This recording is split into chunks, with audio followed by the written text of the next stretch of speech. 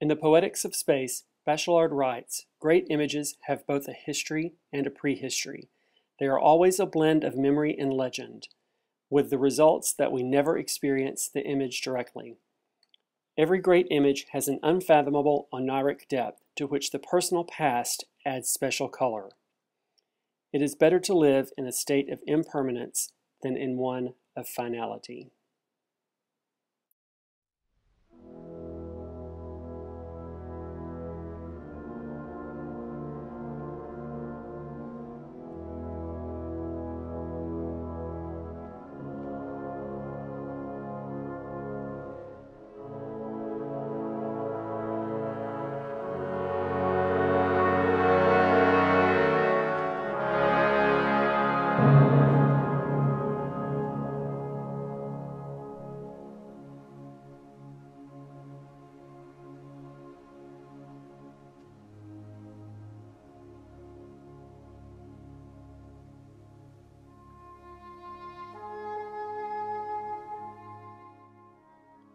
The Dallas John F. Kennedy visited in 1963 was a conservative, reactionary city.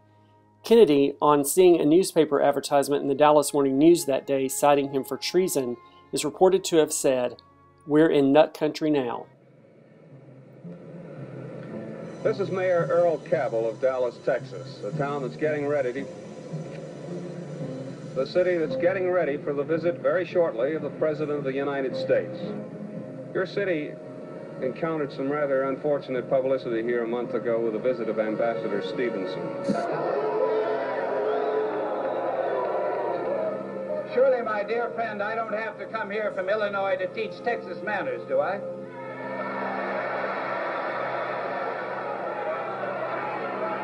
Outside the auditorium, one man spat on him, and a woman hit him with her placard.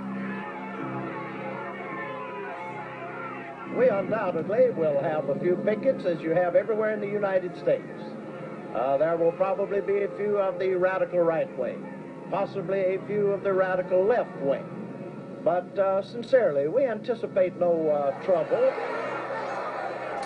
Because of the unfortunate incident which occurred here during the visit of Ambassador Stevenson, people everywhere in the world will be hypercritical of our behavior. The shockwaves from that day still radiate from Dallas, and for years the nation blamed Dallas for the murder. But the trip to Dallas started out with such promise. As Air Force One threaded the line down Lemon Avenue and landed on runway 31, a surge of excitement permeated the crowd. Rich Dallasites may have hated Kennedy, but the people loved him.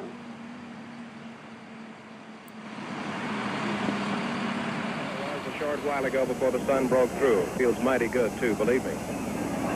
Next big jet approaching. And this one should contain the President and Mrs. Kennedy. Here comes the jet.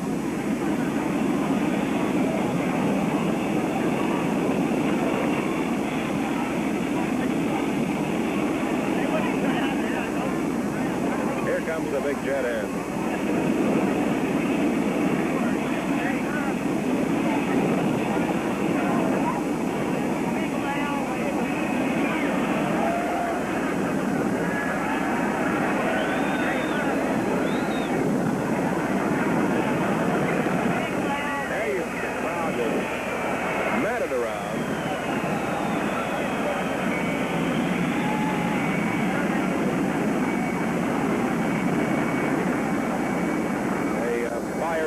Fire marshals and all following the plane, which is normal precaution for where the President goes.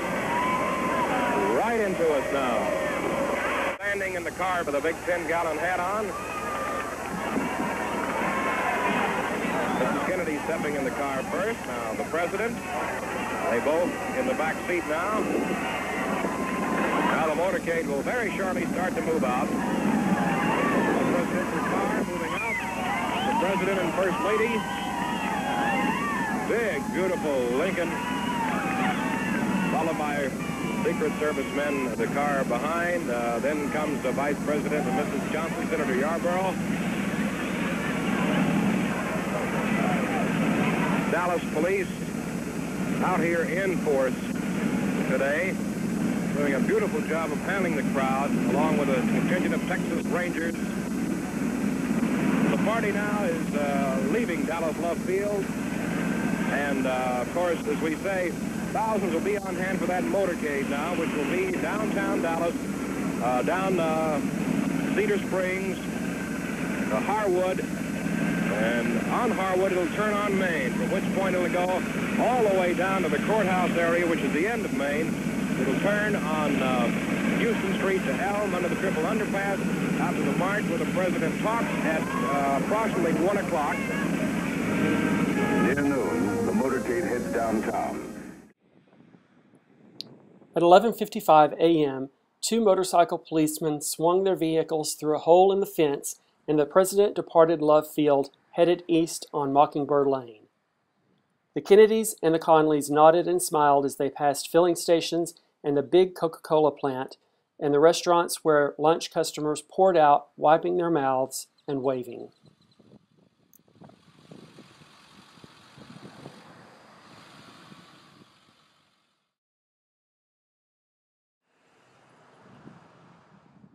At the turn off Mockingbird onto Lemon Avenue, Governor Conley grabbed the metal bar in front of him, stood up, and sat back down again. Unless all early signs were wrong, about 250,000 people had turned out to see Kennedy in Dallas. As the motorcade drove down Lemon Avenue, the crowds grew heavier and heavier, street by street. The receptions in other cities in Texas had been bigger than predicted, but Dallas was incredible.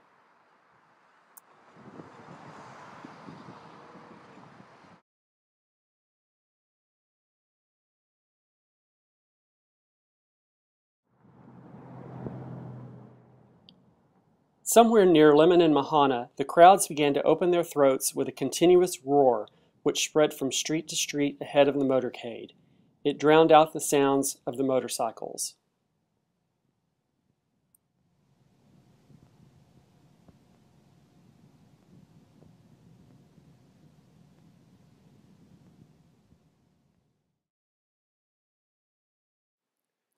At Craddock Park, the president saw a long, limp sign held by little boys and girls. It read, "Mr. President, please stop and shake our hands." The president leaned between Governor and Mrs. Conley and had the driver stop. The president leaned out and shook the children's hands before the Secret Service herded the children away.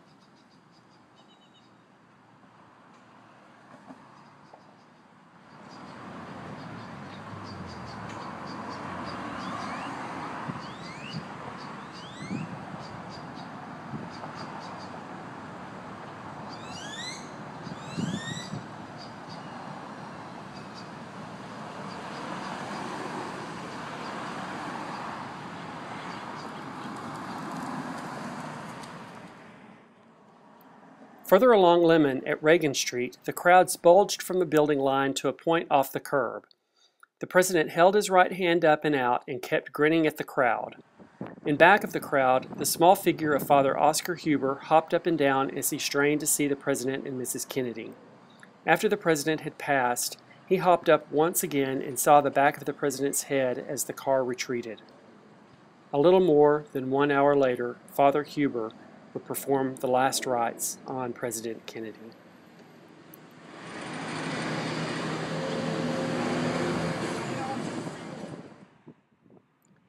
Just past Hood Street, the cars made a slow right turn onto Turtle Creek Boulevard. The Kennedys were in a section of North Dallas where parks and a statue of Robert E. Lee created a different world.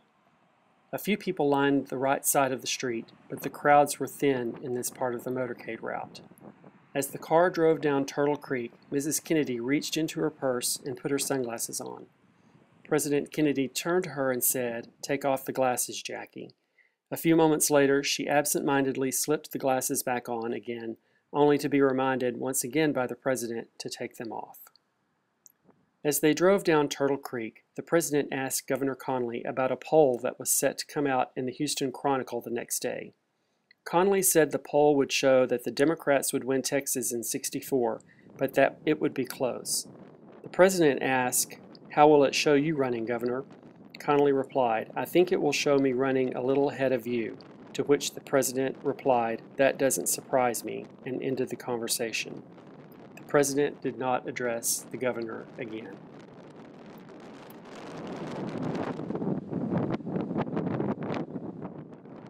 As the motorcade headed down Cedar Springs to Harwood towards Main Street in the center of the city, Police Chief Curry studied the crowds who were spread up the walls, hanging out the windows, and on rooftops.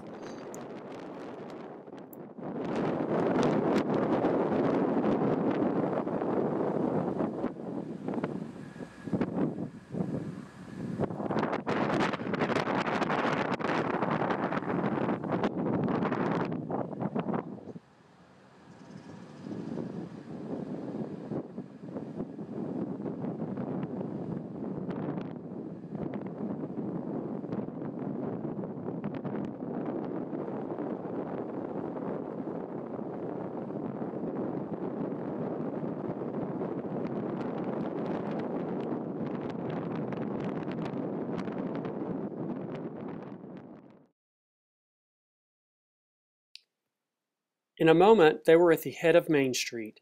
On the left was police headquarters.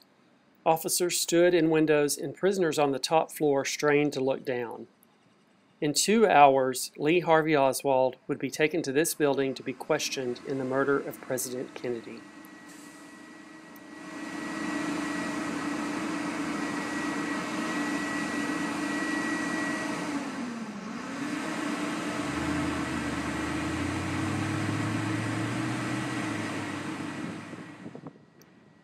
In 2 days, Oswald would be killed just behind these doors on his way to the county jail.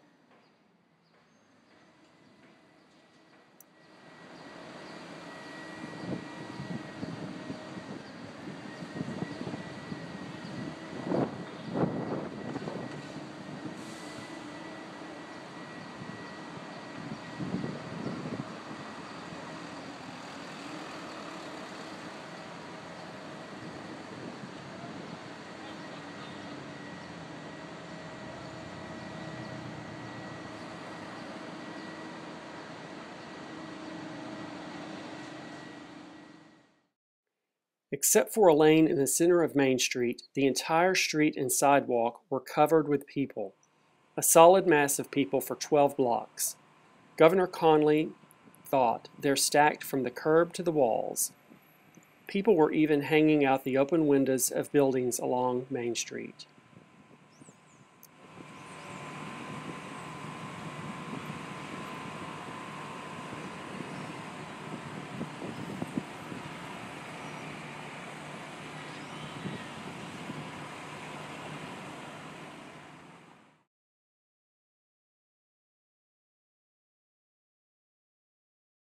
The crowds in Dallas were large and friendly. A shockwave of sound roared down Main Street to welcome the president. At Field Street, FBI agent James Hosty was standing watching the large crowd. Hosty had worked the Lee Harvey Oswald case for several months, but as the president drove down the center of the street, Hosty didn't think of Oswald. He didn't consider him a threat to anyone, just a nuisance. The president had 8 more blocks to go before he arrived at Dealey Plaza.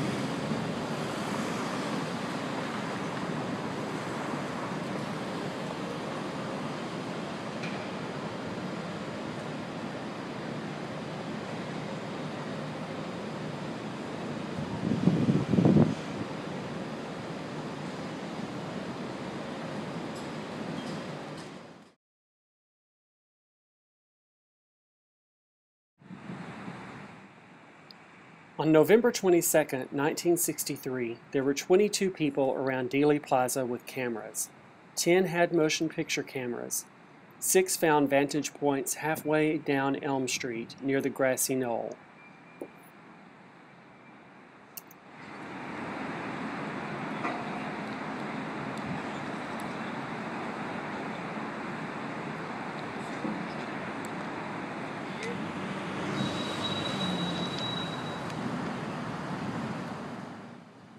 Some people in Dealey Plaza looked up at the Texas School Book Depository and saw a man with a rifle in one of the windows. Most thought he was a Secret Service agent. No one approached the police in the plaza and asked, "Who's the man up there with the gun?"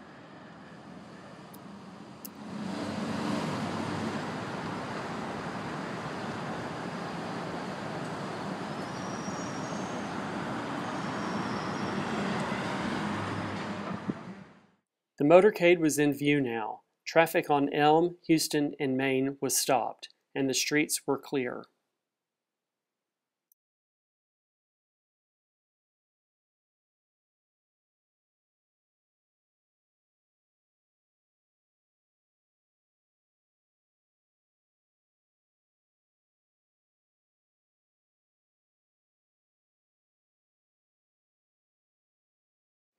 As the car turned the corner from Main to Houston, Mrs. Kennedy, looking left and not seeing many people, turned to her right. Her husband was turning to his right too as he ran his fingers through his hair.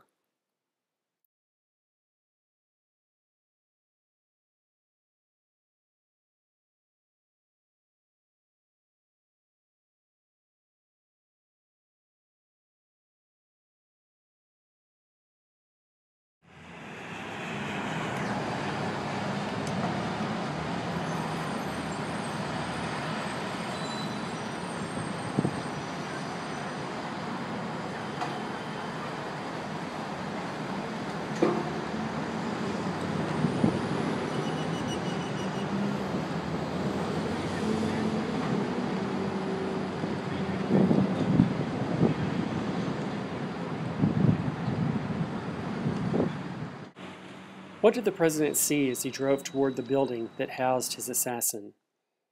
Did he see the girls hanging out the windows screaming hello?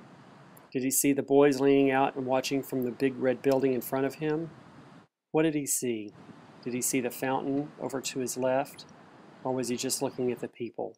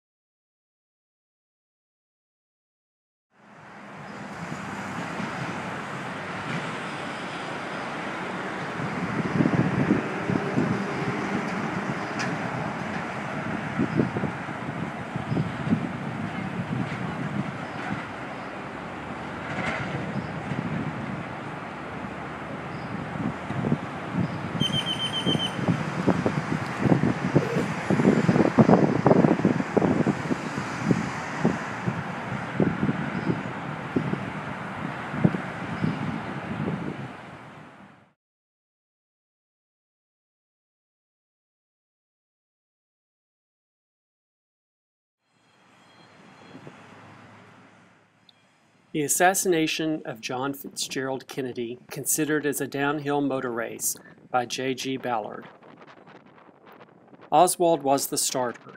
From his window above the track, he opened the race by firing the starting gun. It is believed that the first shot was not properly heard by all the drivers. In the following confusion, Oswald fired the gun 2 more times, but the race was already underway. Kennedy got off to a bad start. There was a governor in his car, and its speed remained constant at about 15 miles an hour. However, shortly afterwards, when the governor had been put out of action, the car accelerated rapidly and continued at a high speed along the remainder of the course. The visiting teams. As befitting the inauguration of the first production car race through the streets of Dallas, both the president and the vice president participated. The Vice President, Johnson, took up his position behind Kennedy on the starting line. The concealed rivalry between the two men was of keen interest to the crowd. Most of them supported the home driver, Johnson. The starting point was the Texas School Book Depository, where all bets were placed in the presidential race. Kennedy was an unpopular contestant with the Dallas crowd, many of whom showed outright hostility. The deplorable incident familiar to all of us is one example. The course ran downhill from the book depository, below an overpass, then on to the Parkland Hospital, and from there to Love Airfield. It is one of the most hazardous courses in downhill motor racing, second only to the Sarajevo track, discontinued in 1914. Kennedy went downhill rapidly. After the damage to the governor, the car shot forward at high speed. An alarmed track official attempted to mount the car, which continued on its way, cornering on two wheels. Turns. Kennedy was disqualified at the hospital after taking a turn for the worse. Johnson now continued the race in the lead, which he maintained to the finish. The flag. To satisfy the participation of the president in the race, Old Glory was used in place of the usual checkered square. Photographs of Johnson receiving his prize after winning the race reveal that he had decided to make the flag a memento of his victory.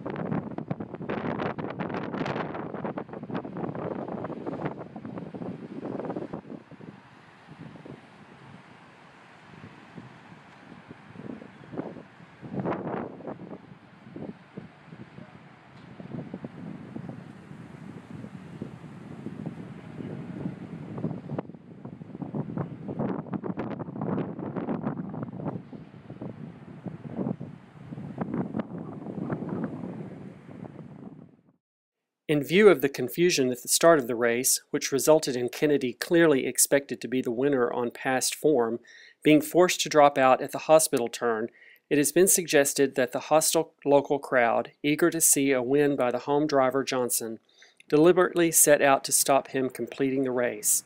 Another theory maintains that the police guarding the track were in collusion with the starter, Oswald. After he finally managed to give the send-off, Oswald immediately left the race and was subsequently apprehended by track officials. Johnson had certainly not expected to win the race in this way. There were no pit stops.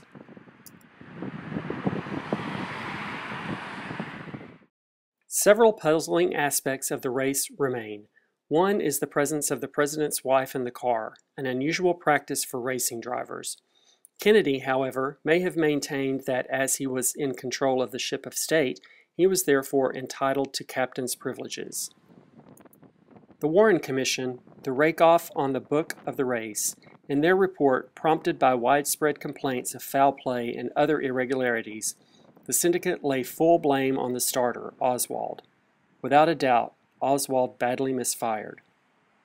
But one question still remains unanswered. Who loaded the starting gun? This was first published in spring of 1973.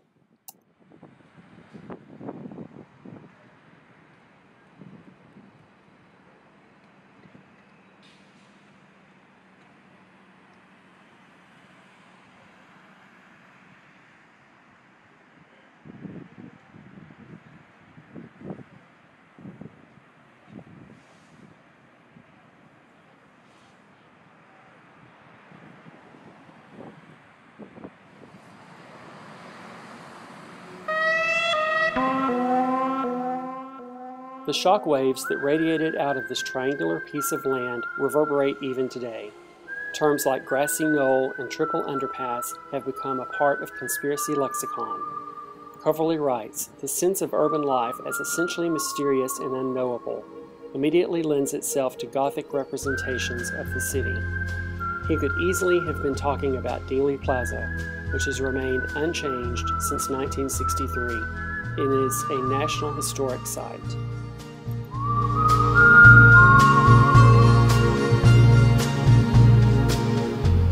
Studs in my belly, then up to my heart, into my mouth. I can't keep it shut.